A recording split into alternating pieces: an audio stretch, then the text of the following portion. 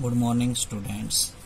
आज हम class 12 subject physics topic relation between current and drift velocity पढ़ेंगे। उसके बाद मोबिलिटी की स्टडी करेंगे। तो पीछे हमने क्या किया था, पीछे जो last we are discuss about the drift velocity. Drift velocity के बारे में मैंने पढ़ाया था। तो ड्रिफ्ट वेलोसिटी होती क्या है कि it is the average velocity in which electrons are drifted towards the end of the conductor is called drift velocity। इसमें हमने प्रूफ बताया था कि इलेक्ट्रॉन्स कंडक्टर की तरफ ड्रिफ्ट होते हैं, वो कैसे होते हैं।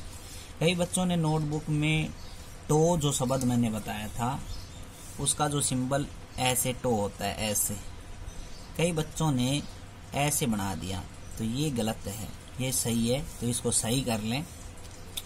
और लास्ट में जो रिजल्ट आया था, हमने सबसे पहले एक्सेलरेशन निकाला वहां से, क्योंकि जब इलेक्ट्रॉन्स मूव करते हैं कंडक्टर के अंदर तो वो एक्सेलरेट होते हैं, तो उनका एक्सेलरेशन क्या होता है, F/m। और फिर हमने क्या किया था, रिलेशन यूज की थी v = u + 80। तो उनकी एवरेज जो इनिशियल वेलोसिटी की थी वो क्या थी, 0। और सारी वैल्यू पुट करने के बाद ड्रिफ्ट वेलोसिटी की वैल्यू आई थी qE/m। ड्रिफ्ट वेलोसिटी QE/m में Q चार्ज है, चार्ज को हम इलेक्ट्रॉन्स के लिए E भी रिप्रेजेंट कर सकते हैं। तो ड्रिफ्ट वेलोसिटी E/m भी है, इसका फॉर्मूला E/m।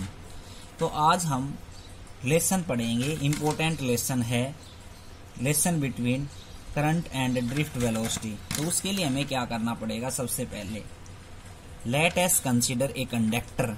हमने एक कंडक्टर सपोज कर लिया, L be the length of the conductor, A be the area of cross section और E be the electrons move in the conductors. E क्या है, इसमें इलेक्ट्रॉन्स मूव कर रहे हैं कंडक्टर के अंदर। तो इस कंडक्टर के अंदर इलेक्ट्रॉन्स है, एरिया है, तो इसका वॉल्यूम भी होगा। तो सबसे पहले हमें कैलकुलेट करना है वॉल्यूम। तो वॉल्यूम कितना होगा, वॉल्यूम ऑफ द कंडक्टर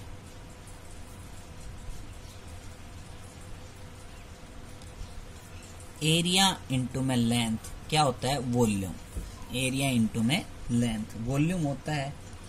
अब हम ये मानते हैं E इसमें चार्ज है कंडक्टर के अंदर, E be the charge on the conductor.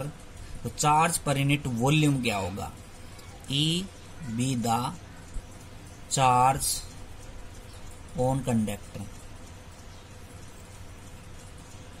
In conductor, E charge है, then charge per unit volume कितना होगा,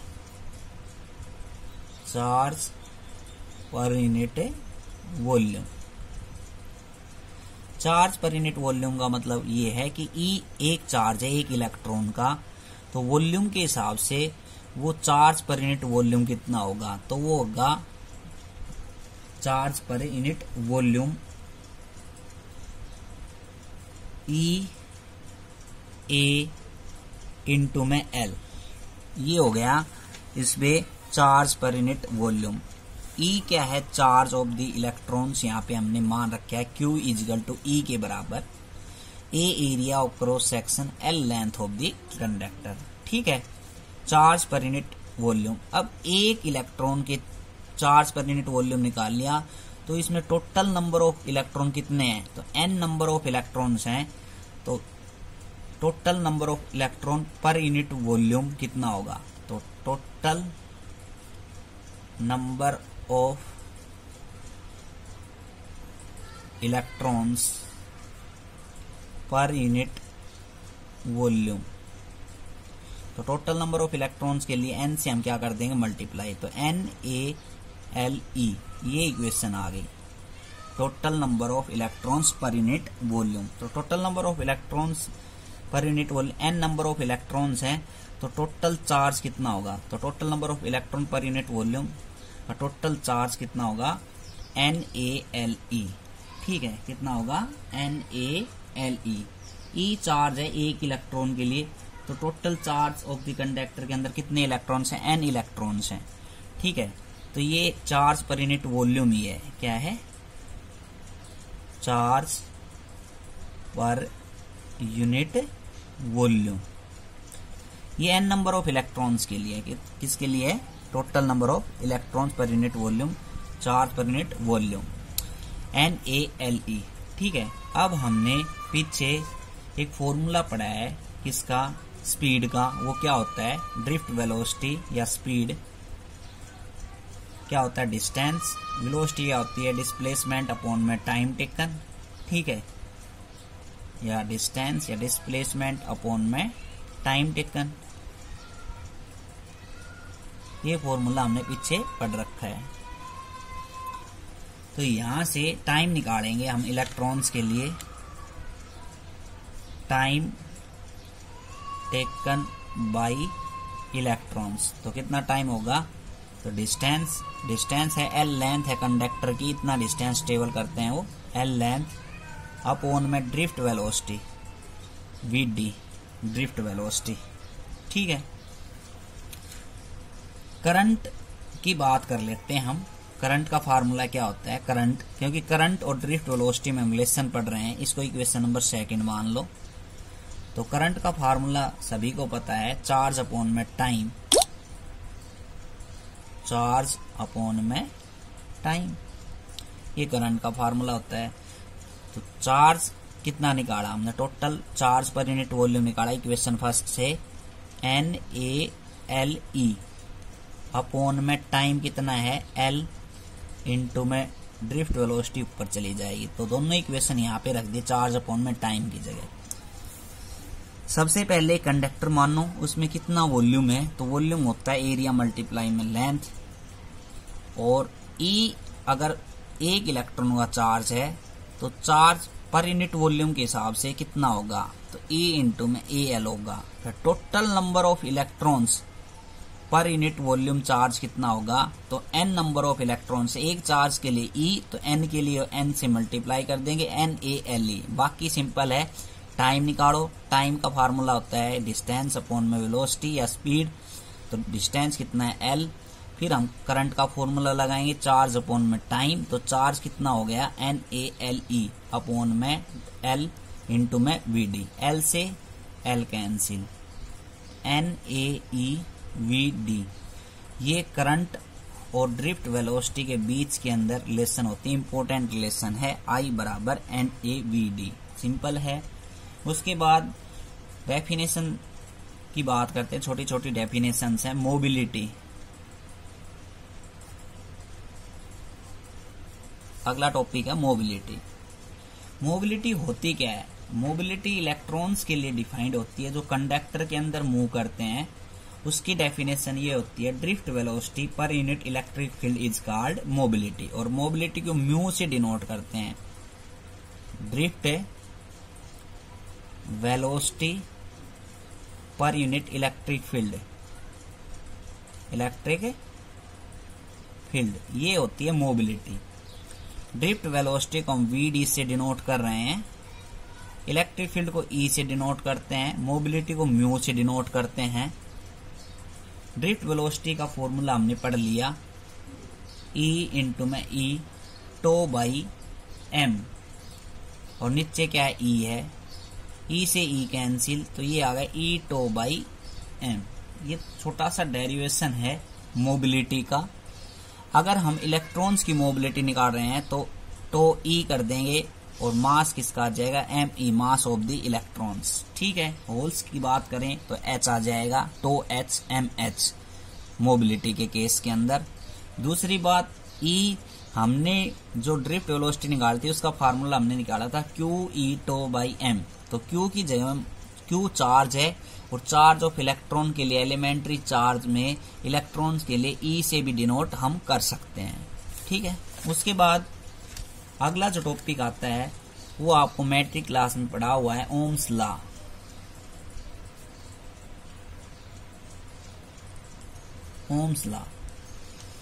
ओम्स लॉ आपको पता है, पढ़ा है क्या? The potential difference is directly proportional to current flowing in the conductor.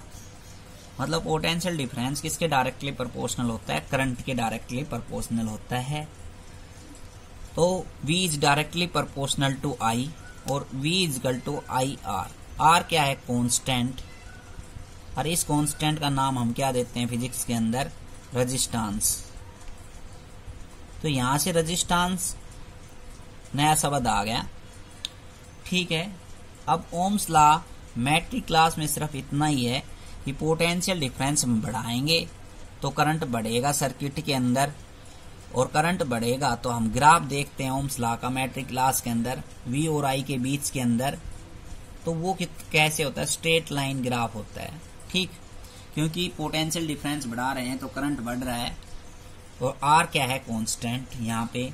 और हमने इस पे एक अपना पहला जो एक्सपेरिमेंट है लैब के अंदर वो भी करवाएंगे ओम्स लॉ के ऊपर, जिसमें हम पोटेंशियल की वैल्यू बढ़ाएंगे तो करंट की वैल्यू क्या होगी, बढ़ेगी। इसलिए हम लिख सकते हैं V is directly proportional to I, so V is equal to IR, और R is constant is called resistance constant. अब नया शब्द आ गया रेजिस्टेंस, इसके बारे में हम अगला टॉपिक पढ़ेंगे, रेजिस्टेंस क्या होता है। उससे पहले हम इसका प्रूफ देखते हैं, ओम्स लॉ का प्रूफ। मैट्रिक क्लास में आपने प्रूफ नहीं पढ़ा, तो ये अब क्या है, प्रूफ है इसका।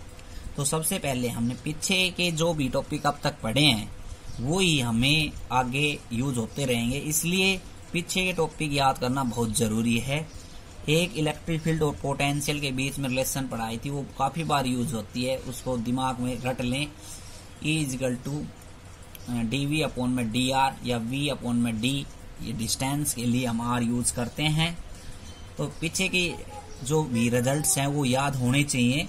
तो ड्रिफ्ट वेलोसिटी ऑफ इलेक्ट्रॉन्स हमने पढ़ लिया। तो ड्रिफ्ट वेलोसिटी इलेक्ट्रॉन्स के लिए जो वैल्यू होती है वो होती है E टो बाई m, इसको इक्वेशन नंबर फर्स्ट लिखेंगे।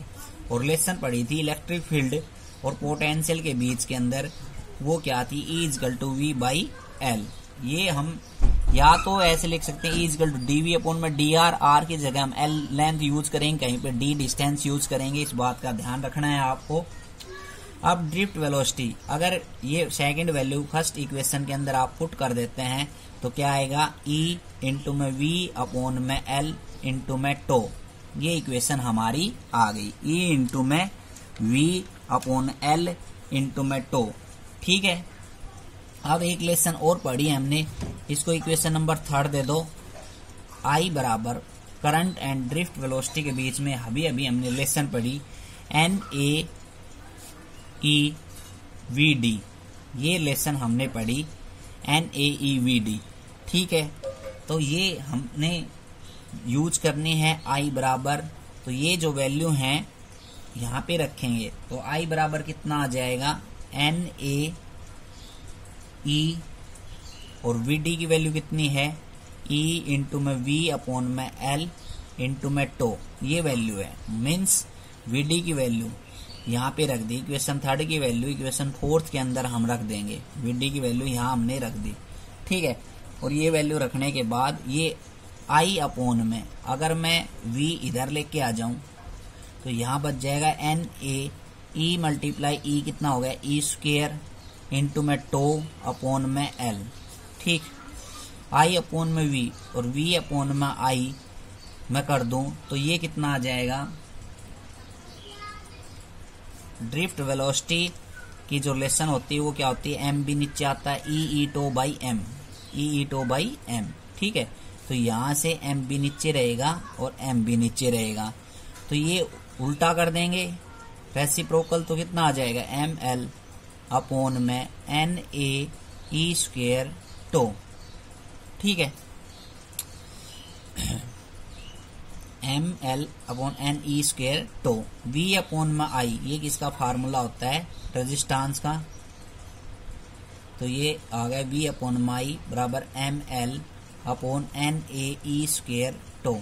अब जो रेजिस्टेंस है वो किन किन फैक्टर के ऊपर डिपेंड कर रहा है, लेंथ ऑफ द कंडक्टर के ऊपर डिपेंड कर रहा है, एरिया ऑफ क्रॉस सेक्शन के ऊपर डिपेंड कर रहा है, inversely proportional to relaxation time के ऊपर डिपेंड कर रहा है, ठीक है।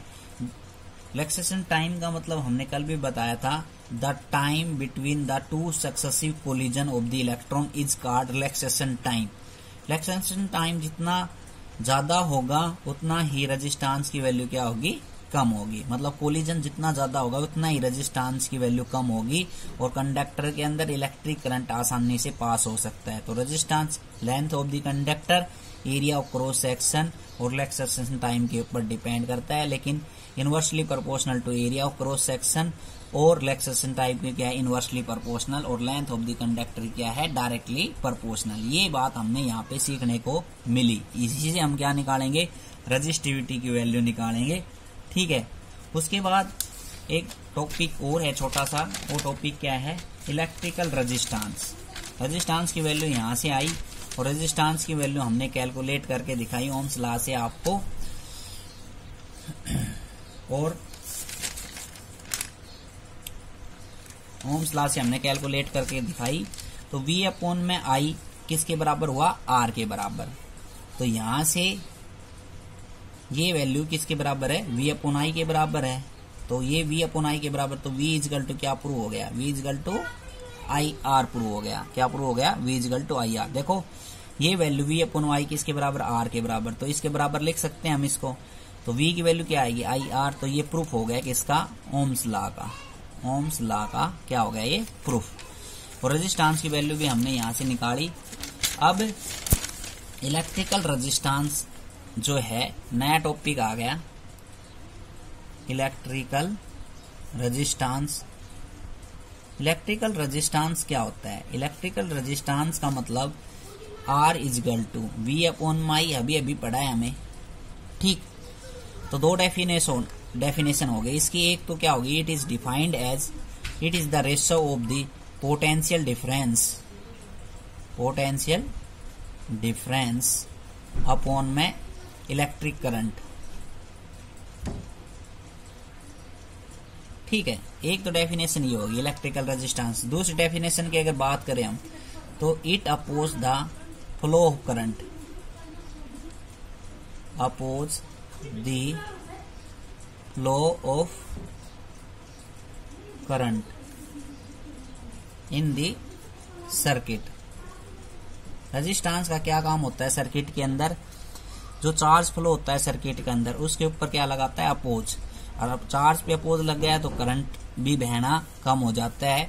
ये इलेक्ट्रिकल रेजिस्टेंस का सर्किट के अंदर काम होता है। ठीक है, इलेक्ट्रिकल रेजिस्टेंस के SI यूनिट की बात करें तो R बराबर क्या, V अपॉन में I। V क्या होता है, वोल्ट, और करंट क्या होते हैं, एम्पियर,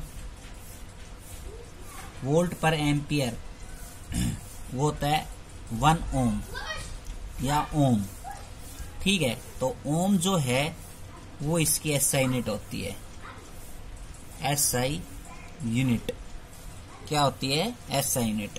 ठीक है, 1 ओम को कैसे डिफाइन करेंगे, तो 1 ohm resistance is defined as when 1 ampere current is flowing in the circuit when potential difference is 1 volt। जब पोटेंशियल डिफरेंस कितना होगा, 1 वोल्ट, तो करंट कितनी बहेगी, 1 एम्पियर। उसको हम क्या कहेंगे, 1 ओम रेजिस्टेंस कहेंगे। तो आज के लिए इतना ही, थैंक यू।